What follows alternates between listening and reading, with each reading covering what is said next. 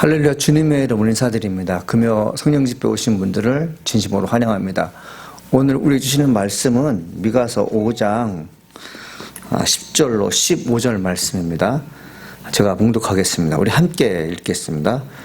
여호와께서 이르시되 그날에 이르러는 내가 내 군마를 내 가운데에서 멸절하며 내 병거를 부수며 내 땅의 성읍들을 멸하며 내 모든 견고한 성을 무너뜨릴 것이며 내가 또 복수를 내 손에서 끊으리니 내게 다시는 전쟁이 없게 될 것이며 내가 내게 새긴 우상과 주상을 너희 가운데에서 멸절하리니 내가 내 손으로 만든 것을 다시는 섬기지 아니하리라.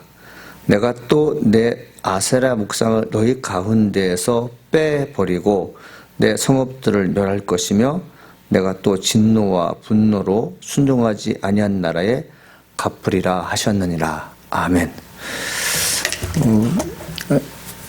하나님을 잘 아는 사람이 신앙생활을 잘하는 것이죠.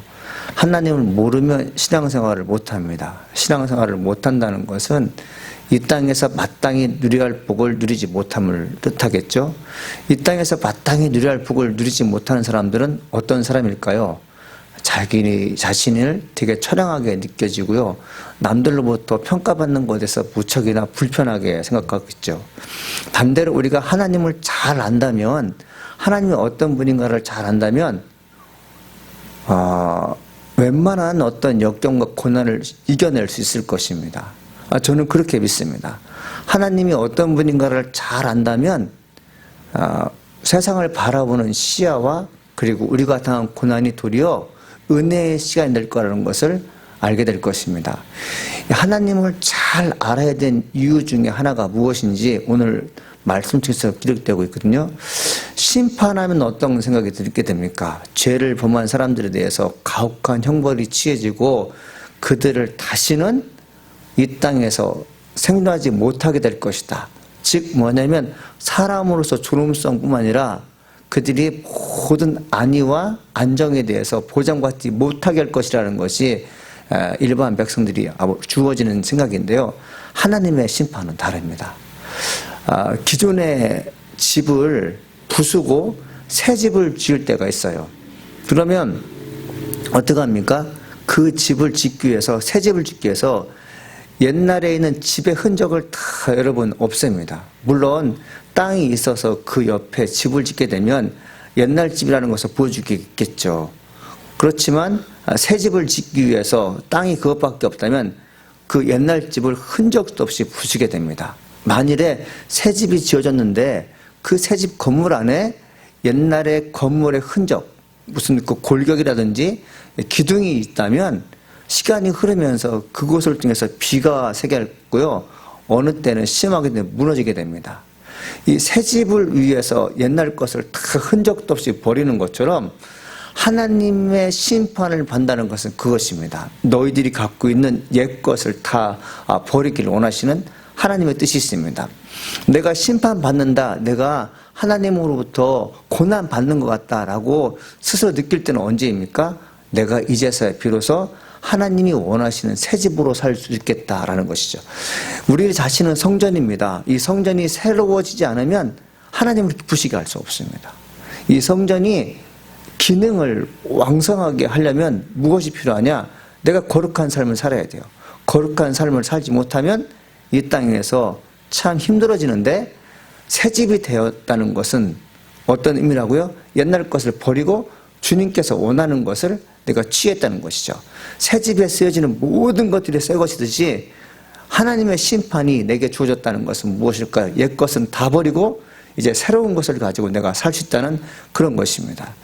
오늘 말씀에 보니까 여호와께서 이르시되 그날에 이르러는 내가 내 군마를 내 가운데에서 멸절하며 내 병거를 부수며 내 땅의 성읍들을 멸하며 내 모든 견고한 성을 무너뜨릴 것이라고 말씀하셨어요. 새 집을 짓기 위해서 옛 것을 다 버리고 무너뜨리는 것처럼 하나님의 사람으로서 새 예루살렘에 들어가려면 어떻게 해야 됩니까? 내가 기존에 갖고 있던 그 모든 것들을 버려야 됩니다. 성경에는 뭐가 써 있죠? 군마, 병거, 또 성읍들이 있어요. 이 군마, 병거, 성읍들은 하나같이 무엇인가 하면 내가 그동안 의지했던 것입니다. 나의 안전을 지켰던 것이에요. 전쟁에서 승리할 수 있는 길이 뭘까요? 군마와 병거가 많으면 전쟁에 승리할 수 있습니다. 그러나 하나님께서 원하시는 것이 뭐냐면 전쟁에 능하신 하나님을 절대적으로 의지하는 너희의 모습을 보기를 원하세요. 우리들의 모습을 보기를 원하시죠. 그래서 하나님께서 뭐라고 말씀하신 겁니까? 병거와 군마를 부숴버리겠다는 것은 무슨 뜻이냐면 너희들이 갖고 있는 힘의 권력인 그것에 내 자신을 의지하게 되면 새 예루살렘에 새로운 날에 갈 수 없음을 말하고 있습니다. 하나님께서 내 땅의 성읍을 멸하며 내 모든 견고한 성을 무너뜨릴 거라고 얘기했죠. 나의 안녕을 위해서, 나의 복지를 위해서 견고한 것이 여러분에게는 무엇이 있습니까? 어떤 분은 돈이 많아서 내 운명이, 내 생활이 안전할 것이라고 믿어요. 어떤 분들은 이 부동산이 많아서, 어떤 분은 권력이 많아서 내가 장차 다가올 어떤 위험에도 꿋꿋하게 견딜 수 있다고 믿어요. 그렇기 때문에 어느 부자들은 조용한 섬을 구입해서는 이 코로나에 대비해서 그곳에 은신처를 만나 사는 사람들이 있어요. 그러나 하나님께서는 그걸 원치 않습니다. 뭐라 합니까? 너희들이 견고하다 하는 것들을 다 무너뜨리겠다고 말하고 있죠. 평상시에 너희들이 그렇게 의지했던 것들을 하나님께서 부숴버리겠다고 말씀하셨죠. 하나님께서 원하시는 것이 무엇인지 10절과 12절 중에서 말씀하는 것이 있습니다. 그것은 무엇일까요? 너희들이 의지하는 그것들을 더 이상 의지하지 않고 나만을 의지할 수 있는 하나님의 사람으로 만들겠다는 그런 취지가 되겠습니다. 12절에는 이렇게 써 있어요. 내가 또 복수를 내 손에서 끊으리니 내가 다시는 점쟁이가 없게 될 것이며 내가 새긴 우상과 주상을 너희 가운데 멸절하리니 내가 내 손으로 만든 것을 다시는 섬기지 아니라 하리라. 봄이 되면 농부들이 농가 그리고 밭으로 나가서는 하는 일이 있습니다. 불을 놓습니다. 추워서 불을 놓는 게 아니에요. 왜 불을 놓는가 하면 제 경험상 제가 농사를 지면서 터득한 것이 있는데 몇 가지 이유 때문에 불을 놓습니다. 첫 번째 뭐냐면 불을 피우면 쥐들이 도망가요. 참 생쥐라고 할 수 있는 쥐들이 이제 밭에 있습니다. 굴을 파서 이제 살기도 하고 덤불 밑에 집을 살고 자는데 그 쥐들을요 살려놓게 되면 나중에 식물이 자라서 알곡이 맺게 되면 그 쥐들이 그것을 찝어서 먹습니다. 그러면 농부의 수고 헛되잖아요.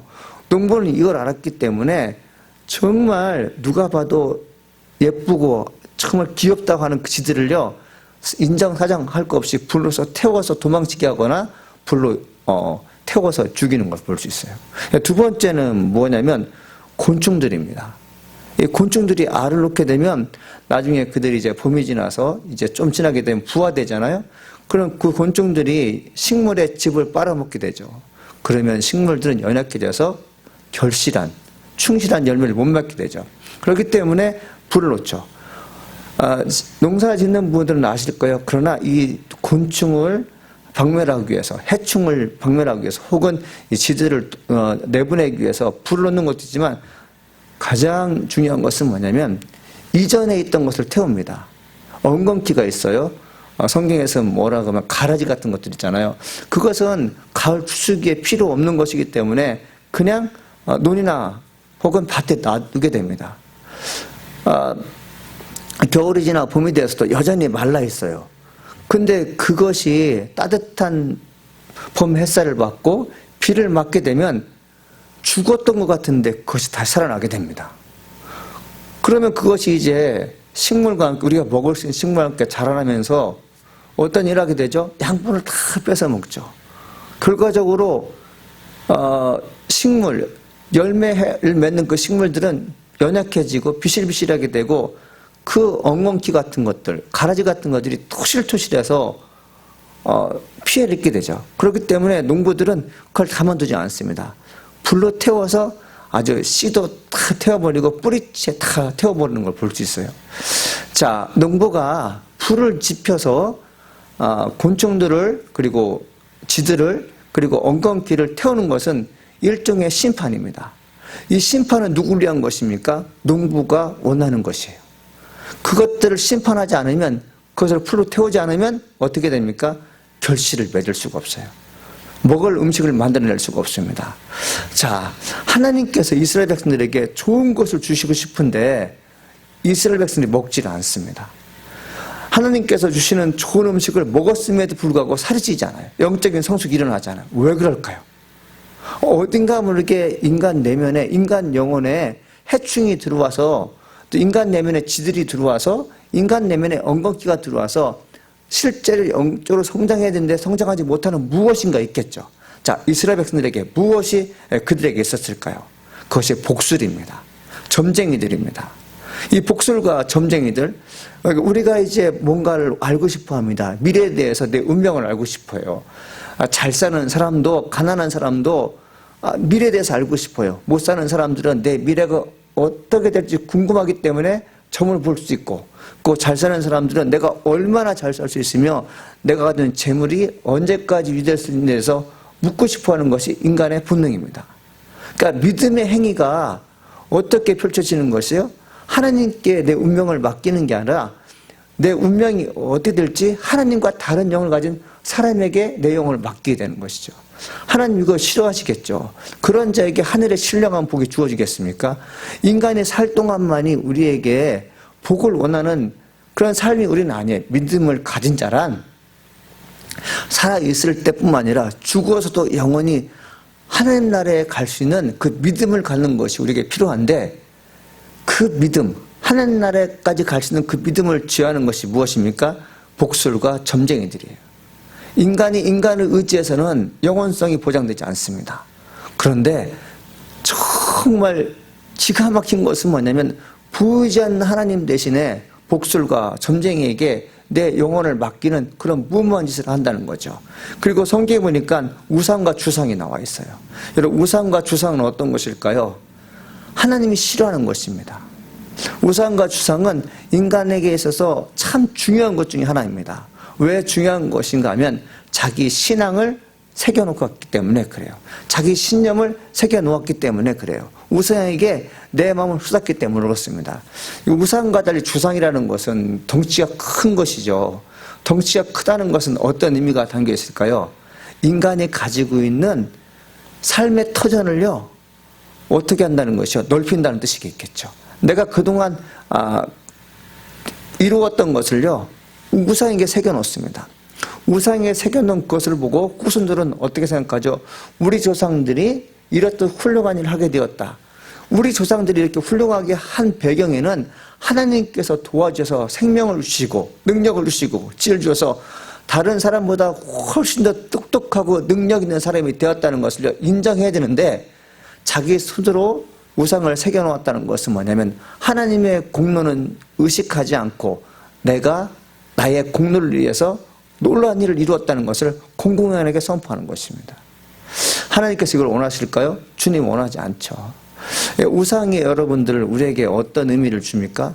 우상은 처음에는 여러분 좋은 취지로 만들지만 그 우상에게 내 마음을 빼앗기게 됩니다.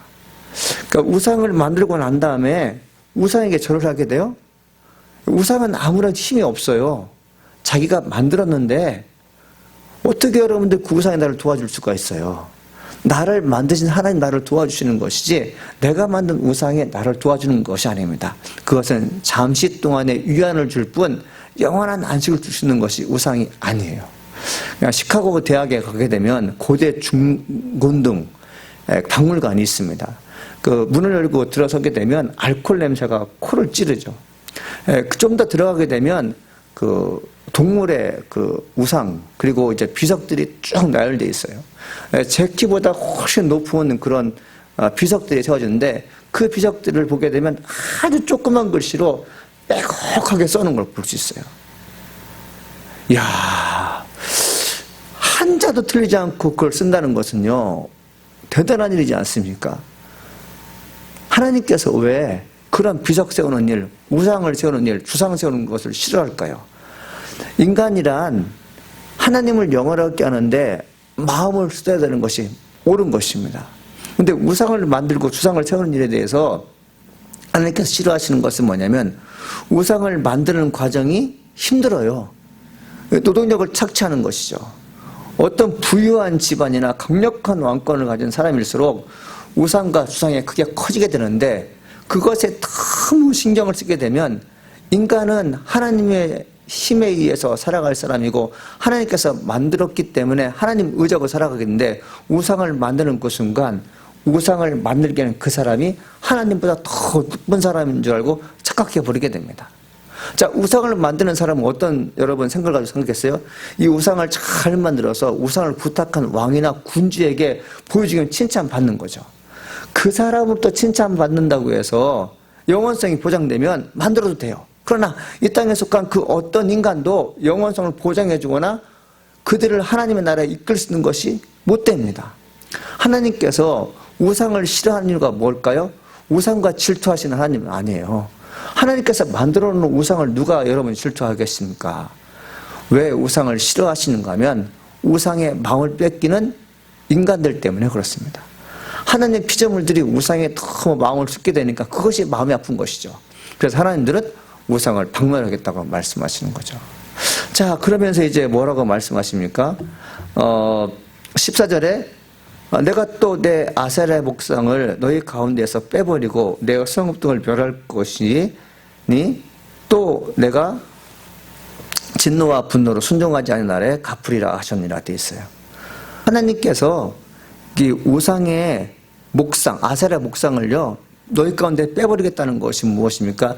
너희 마음속에 깊숙하게 자리 잡고 있는 그것들을 빼버리겠다고 말씀하셨죠. 농부가 밭에 불을 지르는 것이 충실한 열매를 맺혀서 불을 지르는 것처럼 하나님의 사람들이 영적으로 건강한 사람이 되기 위해서 아세라의 목상을 너희들의 마음 가운데 빼앗아 버리겠다고 말씀하시는 거죠. 그러니까 부숴버리면 인간은 더 이상 그것에 대해서 여러분 의지하지 않을 거 아니에요? 이 아세라의 목상은 다산과 전쟁의 신입니다. 생육하고 번성하여 땅에 충만하라는 말씀을 누가 하셨죠? 하나님께서 말씀하셨잖아요. 하나님은 인간을 번성케 하시며 인간을 모든 만민에 뛰어나게 하시는 분이십니다. 그런데 인간들이 아세라 목상을 만들어서 하나님 대신에 그를 섬깁니다. 전쟁에 능하신 신이 하나님에도 불구하고 전쟁의 신이 아세라 신이라고 여기게 됩니다. 왜 이런 일이 벌어질까요? 인간은 눈에 보이는 뭔가 확실한 것을 좋아합니다. 보이지 않게 역사하신 하나님에 대해서 인간은 불신앙을 갖고 있어요. 그리고 인간이 가지고 있는 믿음 자체가 오래 갈 것 같지만 하나님께서 안 보이는 것 같을 때 되게 되면 인간은 엉뚱한 생각을 하게 되죠. 그래서 믿음이란 불확실한 상황 속에서 견고하게 믿음을 지키는 사람, 신념을 지키는 것을 말합니다. 끝까지 지키는 거죠. 믿음은 보이지 않는 것들의 실상이라고 히브리서에 말씀하고 있지 않습니까? 보이지 않지만 마치 보이는 것처럼 생활할 수 있는 것이 믿음인데 그 믿음을 좋아하는 것이 무엇입니까? 눈에 보이는 우상 때문에 하나님을 섬기지 못하는 백성을 보게 된다는 거죠. 결과적으로 어떤 일이 벌어질까요? 하나님과 거리를 두게 됩니다. 자, 이 사람들이 어쩌다가 우상을 섬겨서요 큰 풍년이 들었어요. 거봐라, 내가 이렇게 우상을 섬겼더니 우상께서 내게 이렇게 복을 내려주셨다. 자, 어느 집안이 우상을 잘 섬겨서 자식들이 잘 되었어요. 그러면 어떤 일이 생각할까요? 하나님이 없는 삶에도 살 수 있다고 믿겠죠. 그들의 영혼이 결국에는 하나님과 관련이 없는 곳에 살게 되고 지옥의 불똥에 떠질 것이 뻔한 것인데 인간은 죽음 위의 세계를 보지 않기 때문에 어떤 일이 벌어져요? 이 땅에 사는 동안 잘 되는 것이 잘 되는 것으로 알아요. 더 마음 아픈 것이 무엇입니까? 이분들이 천국과 지옥에 대한 세계를 모르는 상태에서 죽음을 맞이했을 때 이 땅에 속한 후손들이 무엇입니까? 우리 할아버지가 우리 아버지가 이 땅에 살면서 엄청난 공적을 이 땅에 펼쳤다. 그것을 우상으로 만들어서 후손에게 전하자. 그러면 이 사람에 대한 영혼에 대한 관심, 하나님께서 죽은 자를 생명으로 이끄시고 또 심판을 이끈다는 그 생각을 까맣게 잊어버린 상태에서 뭘 하게 된다는 거죠? 그것입니다. 영혼에 대한 관심이 없어요. 죽은 자의 영혼이 안전한지 그것에 대해 상관하지 않고 그분들의 치적을 후손에게 전달하는 것으로만 생각하게 되죠. 여러분, 진짜 효자는 어떤 효자입니까? 하나님의 백성들이 원하는 효자는 뭐냐면 우리 아버지의 영혼이 하나님께 맡겨진 것, 하나님께서 그를 거둬들인 것, 이것이 큰 기쁨이잖아요. 그렇지 않다면 여러분 어떻게 했겠습니까? 자기가 잘 키운 그 식물이 충실한 열매가 되어서 눈에 보이는데 농부가 그것을 거둬들이지 않으면 여러분 그것은 마음 아픈 것이죠. 이처럼 하나님께서 왜 우상과 그리고 아세라 목성들을 제거한 것인가 되면 하나님보다 더 좋아하는 것, 그리고 그들의 인생을, 그들의 운명을 그들에게 맡기는 것 때문에 주님께서 싫어한 것이죠. 내가 또 진노와 분노로 순종하지 않은 날에 갚으리라 하셨느니라.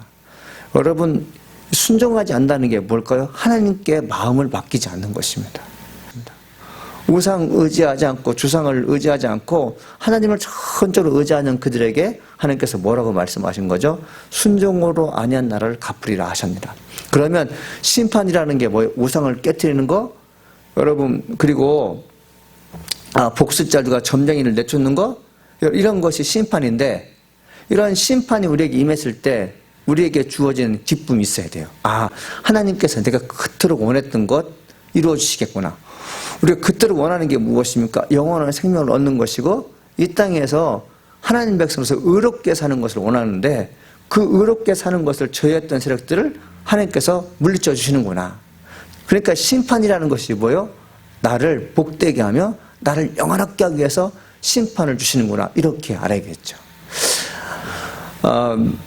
오늘 말씀은 우리에게 좀 의미가 있는 것 같습니다. 사랑하는 여러분, 심판당할 때 두려워하지 마시고 죗값을 치른다고 생각하시고 사십시오. 그것이 참 복된 길입니다. 하나님 나를 미워서 심판하시는 게 아니라 나를 새로운 사람으로 만들어서 하나님 백성이 되기 위해서 여러분 나를 만드는 것입니다. 새 집을 짓기 위해서 헌 집을 무너뜨리고 새 집을 짓는 것처럼 우리 영혼에 튼튼하지 못한 것, 이런 모든 것을 제거해버리고 영적으로 튼튼한 사람이 되기 위해서 우상을 제거한다는 것을 여러분 믿으기를 간절히 소망합니다. 여러분, 우리가 이제 11월 달 이제 마지막 주를 맞이하게 됐는데 이 11월 달을 맞이해서 하나님께서 여러분이 공급하시는 것이 무엇인가 생각해 보십시오. 이제 남은 한 달을 어떻게 준비할 것인가. 새날을 맞이해야 되는데 새날을 맞이할 이 시점에서 내가 옛 것을 갖고 있는가, 옛 습관을 갖고 있는가, 버려야 할 것인데 버리지 못해서 새 집을 짓는데 쓰고 있지 않는가. 여러분, 새 집을 짓는데 헌 건물이 들어가게 되면 무너진다고 했죠. 사랑하는 여러분, 여러분에게 주어진 모든 것들을 주님께서 가져가실 때 불안해하지 마시고 주님께서 이제서야 비로소 나를 영적인 사람으로 만드신다는 것을 믿고 여러분 감리하기를 간절히 축원합니다. 기도하시겠습니다. 살아계신 하나님 감사합니다. 오늘도 생명의 말씀 듣게 하시니 감사드립니다.